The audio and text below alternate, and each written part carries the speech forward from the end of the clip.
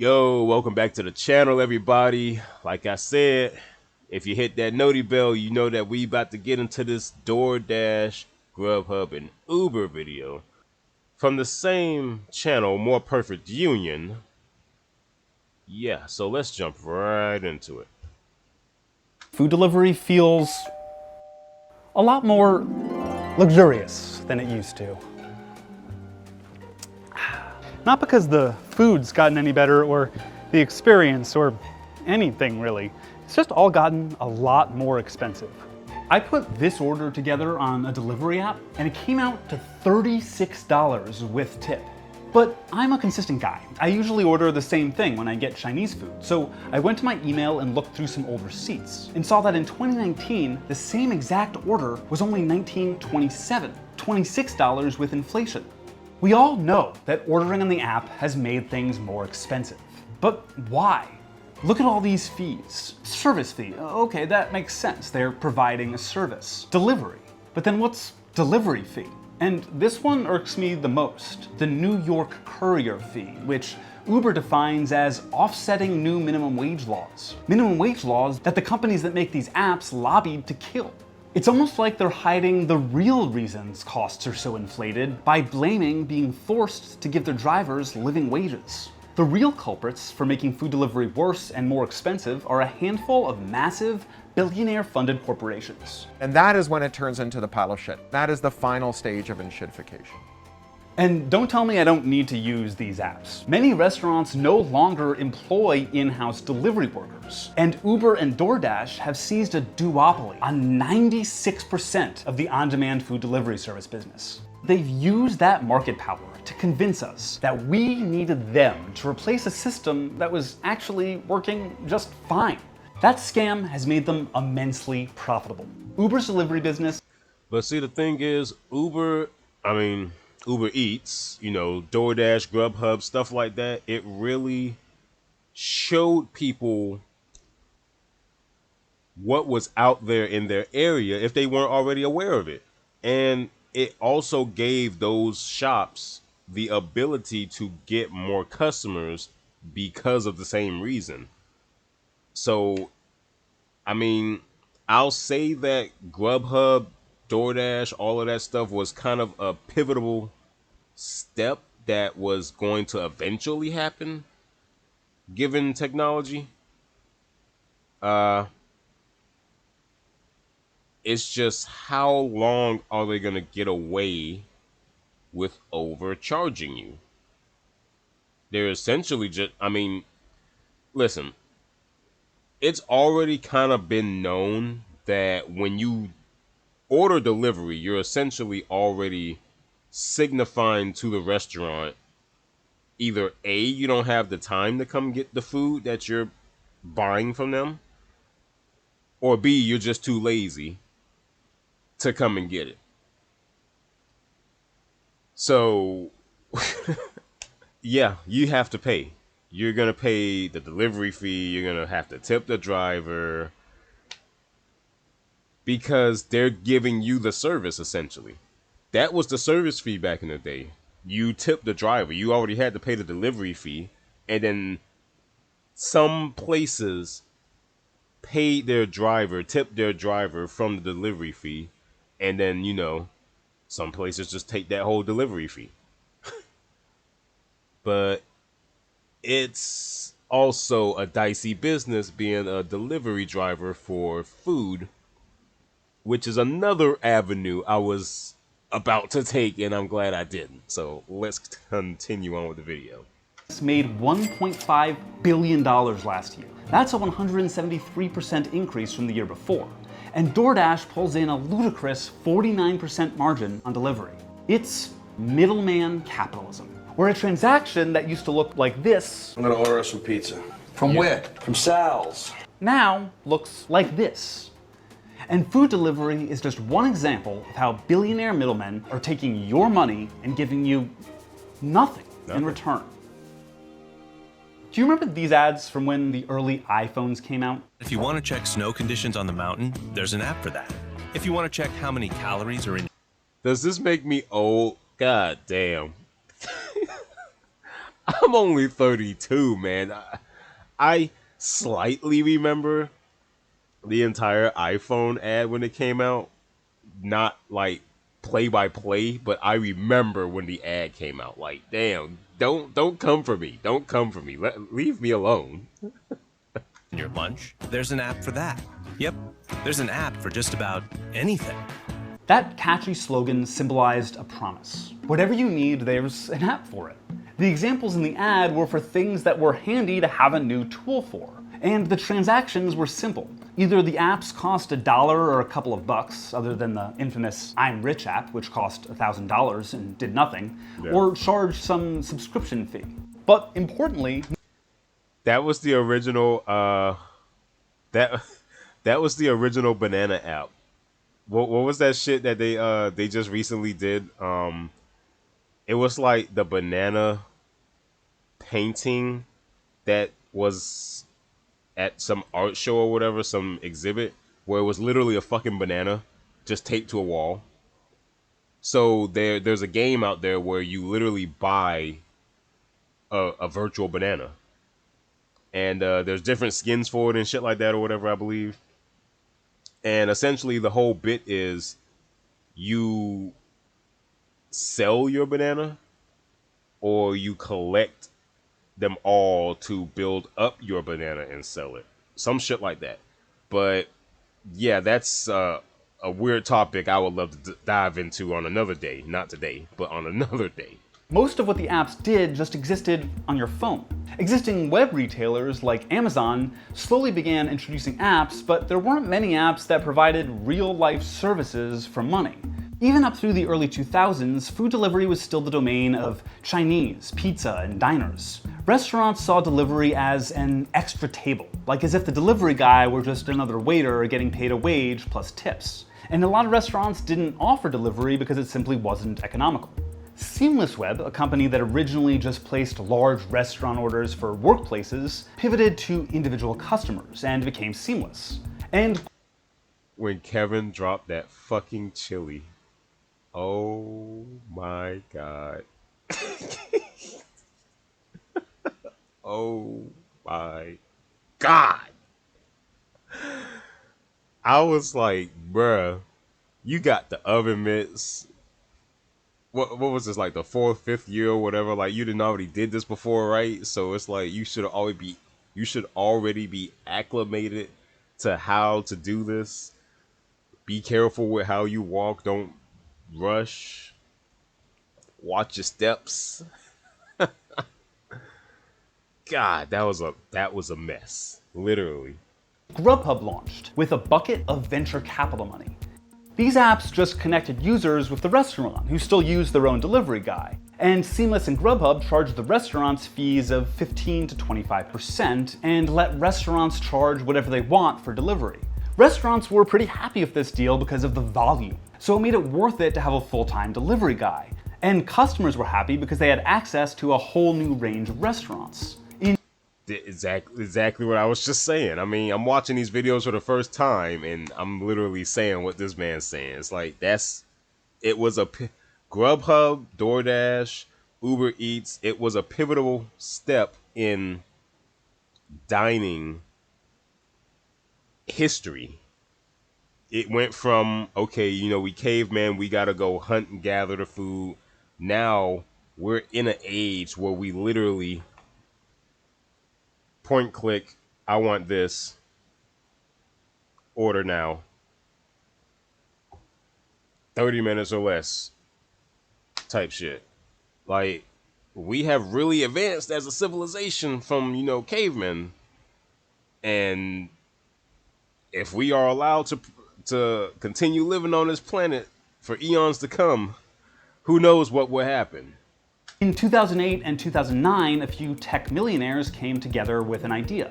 An app that would let you order a fancy black car at the push of a button. They named it Uber. To understand the kind of guy behind this, the idea was allegedly inspired by Uber co-founder Garrett Camp spending $800 on a private car to go out on New Year's Eve and finding that far too expensive. To understand the kind of guy the other co-founder, Travis Kalanick, is, here's a clip of him talking about how great Camp is. When you open up that app and you get that experience of like, I pushed a frickin' button and a car showed up and now I'm a pimp. Garrett is the guy who invented that shit. Kalanick's old Twitter avatar. I mean, it is pretty pimp shit to push a button on your phone and have a car pull up, like on some GTA type shit.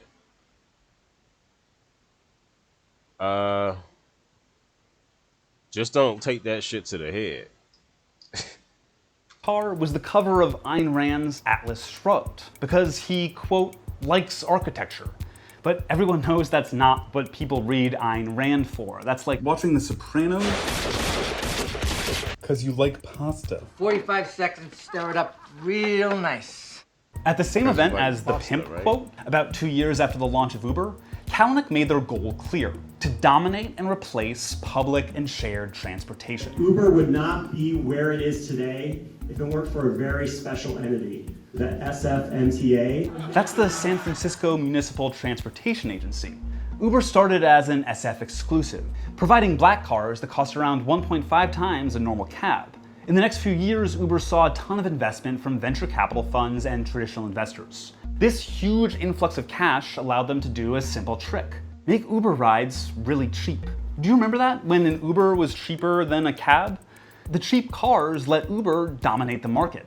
Drivers from small taxi companies started Ubering because it's where all the customers were, and at the time, the wages were good. Riders started defaulting to Uber rather than trying to hail a cab or even take public transit, and everyone had the app on their phone.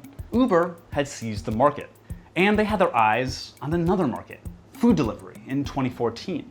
But it doesn't make any business. That's why I'm like, look, hear me out. Big brain mode activated. Uber trying to work on groceries next. I mean, don't they? Yeah. Who was Instacart has medications. You can pick up people's prescriptions. I did do Instacart. You can pick up people's prescriptions from, CVS, Walgreens, whatever. Trying to remember, did I ever?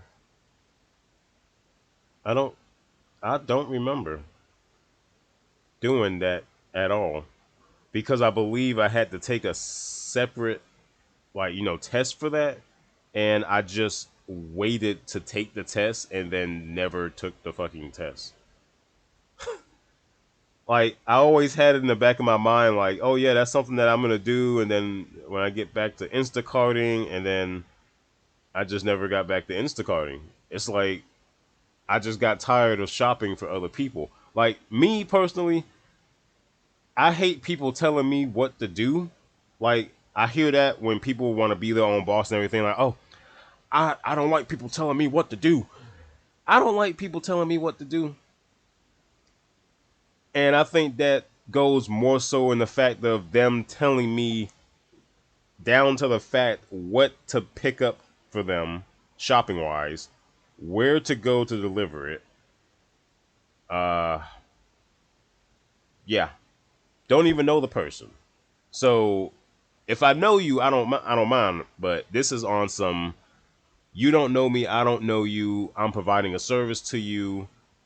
Hey, I might be in the store. They don't have what you want. You tell me to find something else. They ain't got that. And then it's like, hey, look, I try to accommodate you. Hey, I refund the item. That's it. I'm glad they have that option. You can refund that item on the list, and then the guests won't even be mad. They'll be mad that they ain't got the item in stock, but at least you tried to help them. But let's get back to the video. We're almost halfway through. Sense. The rides were cheaper than it possibly could cost to pay the drivers, cover other expenses, and still make a profit. How does any of this work? What's the business model? Cory Doctorow has a word for it. Shittification is a theory I came up with to describe how platforms decay. By platform, he means web platform. But this goes beyond the internet into real life. It's a three-phase process. Phase 1, the platform is good to its end users. The users pile in, they get locked in. Think of Google or Facebook, platforms that started off free and were actually pretty good tools. Tools that slowly became nearly mandatory in modern life. Phase 2, confident that those users are locked in and aren't going to go anywhere. It makes things worse for those end users, and it gives treats to business customers. So for Facebook or Google, that's when you realize that since you weren't paying for anything, you were the product being sold. And they both gave you up to data collectors and advertisers, knowing full well you'd made the platforms an essential part of your life. There's lots of different technical tricks to lock in users. Like if you're Uber, you can drive all the taxis out of business and cause disinvestment in public transit. If you're Amazon, you can lock people in by getting them to pre-commit to buying a year's worth of shipping in advance with Prime. Then comes phase 3. Once those business customers are also locked in, it takes away all that surplus and it gives it to itself. Let's apply that to Uber. They made Uber easy to use, cheap, and readily available. Then started to pay drivers less and overwork them. And now they're finally starting to bring in money. At that time, the vast majority of food orders were still normal orders placed over the phone. Remember that? You'd call the actual pizzeria or Chinese place or whatever, and a guy who worked there would bring you your food.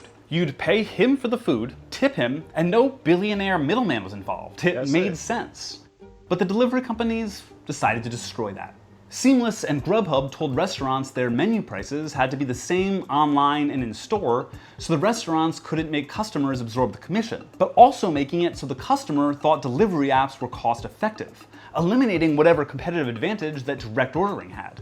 Then they made a real mob-like move. They bought up domain names of restaurants they did business with so that those restaurants couldn't get their own business online, basically forcing any restaurant that wanted to get business via people Googling them to work with GrubHub. Then came the new delivery thing, what we're really talking about here.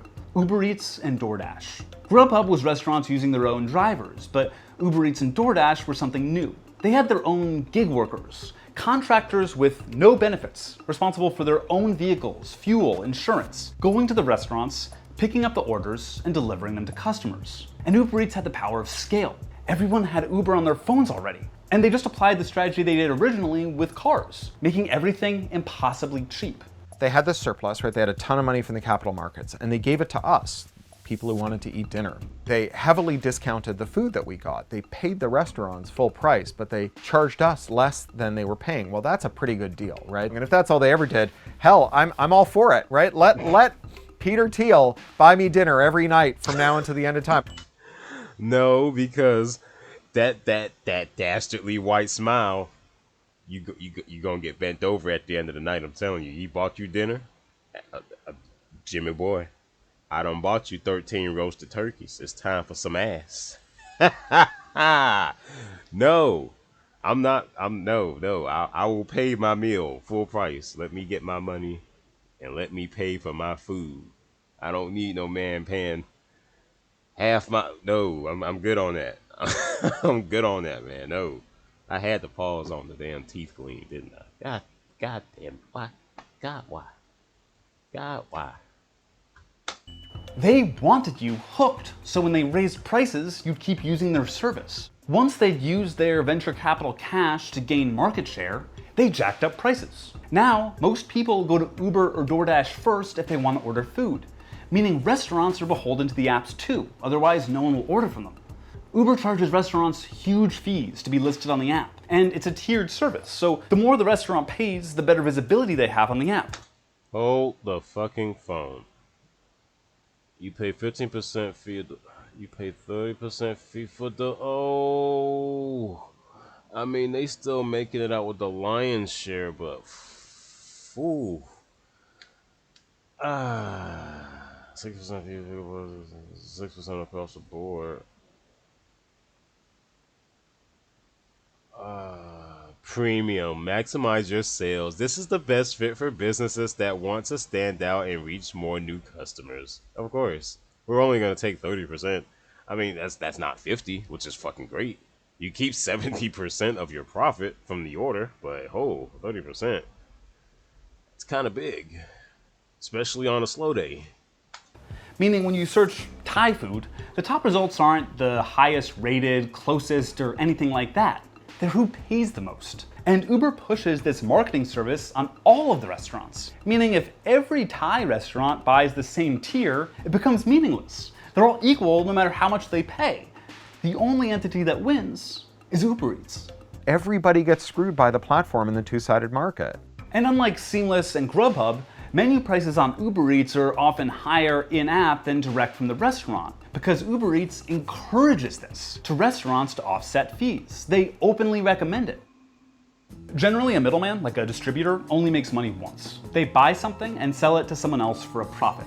UberEats makes money off the restaurant and on the exorbitant fees they charge customers. I went through my email and found an old Seamless receipt from 2019. And I made the same exact order on UberEats, except the restaurant weirdly doesn't have chicken fried rice anymore, so I just got egg fried rice. Pre-chicken, if you will. It came out to 33% more than it did in 2019, and that's accounting for inflation. Then there's this story about a woman in Seattle getting a single coffee delivered for $25. Yeah, there's a lot of absurdity in that sentence. Stop. One coffee. I have a coffee. If I needed one that bad, no. I will get my ass up. I will walk, motherfucker. I will walk to the Dunkin' Donuts. I will walk to the Starbucks. I will walk to the 7-Eleven and get my fucking coffee. But you gonna sit here and pay? Nah.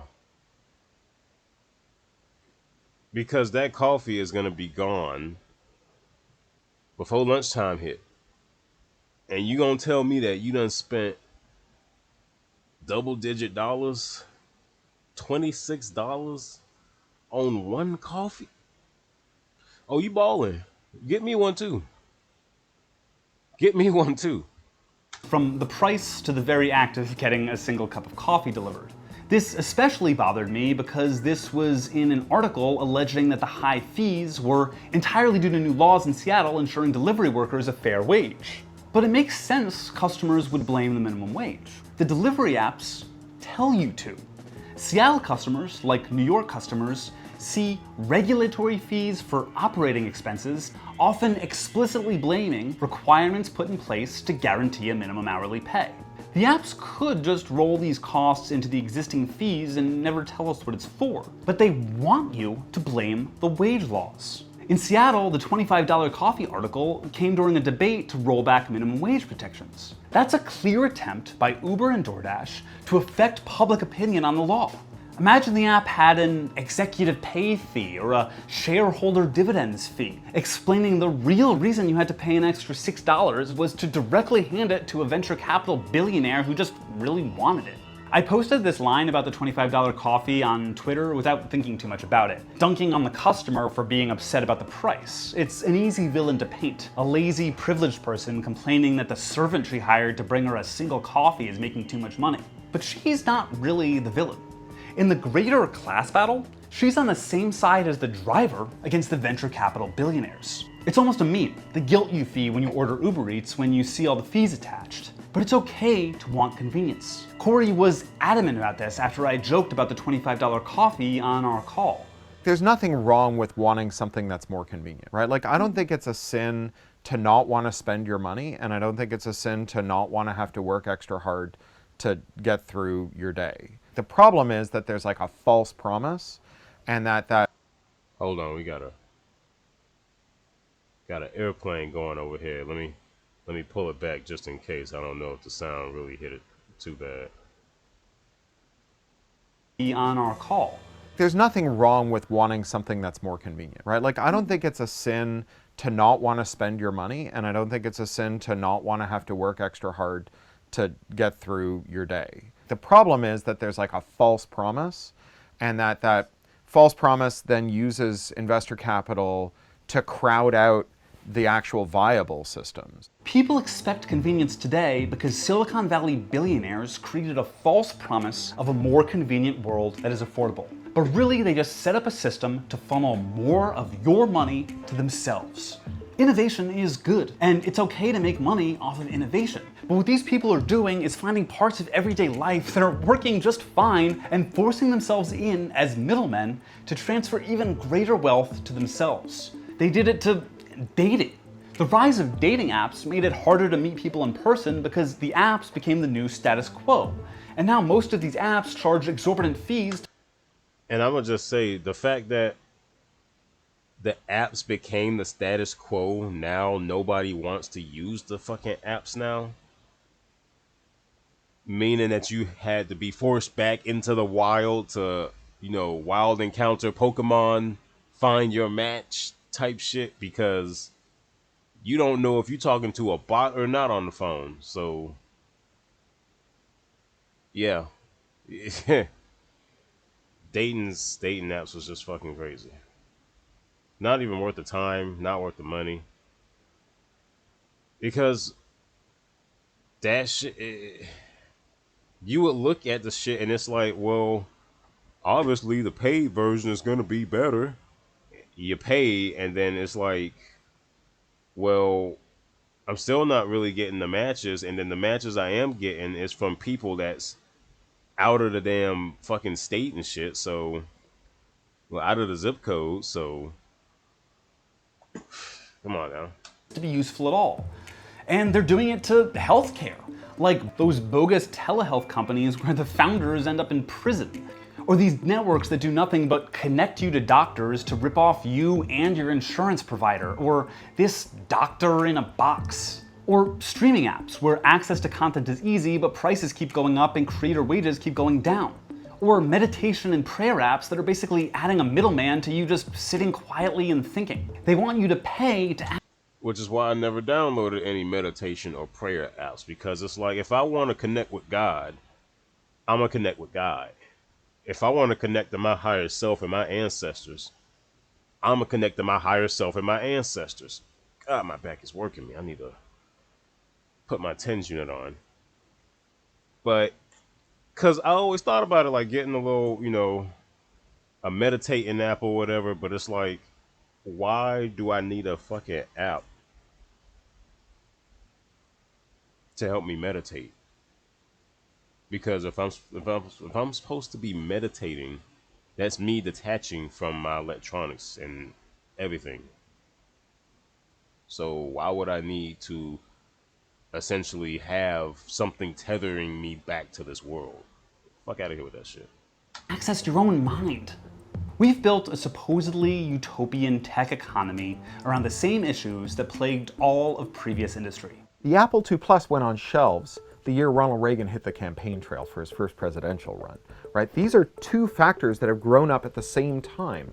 So all of the policies that define neoliberalism, weak labor protection, weak antitrust protection, and so on, get more extreme as tech gets bigger. The capital markets did not open the sluice gates to funding them until it became clear that you can cheat the labor laws by saying it's not a labor violation, we did it with an app. You can cheat privacy and say it's not a privacy violation, we did it with an app.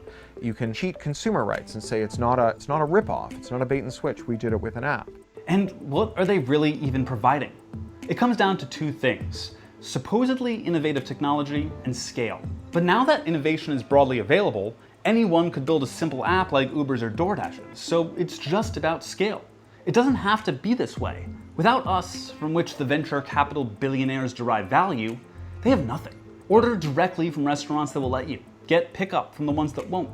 Support worker power movements like Los Deliveristas Unidos, the New York-based collective of delivery drivers working to seize back power from the venture capitalists. Encourage the government to fight. And see, I fucks with that because they know that UberEats, DoorDash, and all this other shit is killing their business as delivery men, so they're trying to combat that any way they can. But the thing is, the reality of the subject is, a lot of people not finna let go of Uber Eats and DoorDash because of the ease. It's on their phone, it's in their pocket, they can take it with them wherever they want. And at the same time, when they pop it open, it shows them what's in the area. So no matter where they at, they never really have to look up anything locally. But this is kind of the problem where we get too dependent on our phones. Excuse me.